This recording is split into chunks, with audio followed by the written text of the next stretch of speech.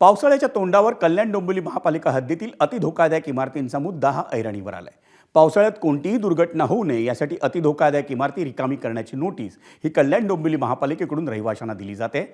कल्याण डोंबिवली महापालिका हद्दीत 226 धोकादायक इमारती असून 225 इमारती या अतिधोकादायक आहेत। धोकादायक इमारती दुरुस्त करण्यासाठी स्ट्रक्चरल अभियंत्यांकडून शिफारस करण्यात आली आहे।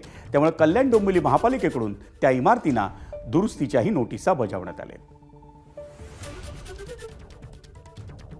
C2A आणि C2B या ज्या इमारती आहेत त्या इमारतींना आपण नोटिसा देऊन आवश्यक जी दुरुस्ती आहे, जी स्ट्रक्चरल इंजिनियर यांनी रिकमेंड केलेली असते, शिफारस केलेली असते अहवालामध्ये, त्या अनुषंगाने दुरुस्ती करण्याबाबत नोटिसा बजावण्यात आलेल्या आहेत। त्याचबरोबर C1 इमारतींकरिता ज्या अति धोकादायक आहेत त्यांना देखील सर्व 10 प्रभाग क्षेत्र कार्यालयांमार्फत रहिवास मुक्त करण्याची प्रक्रिया सुरू झालेली आहे।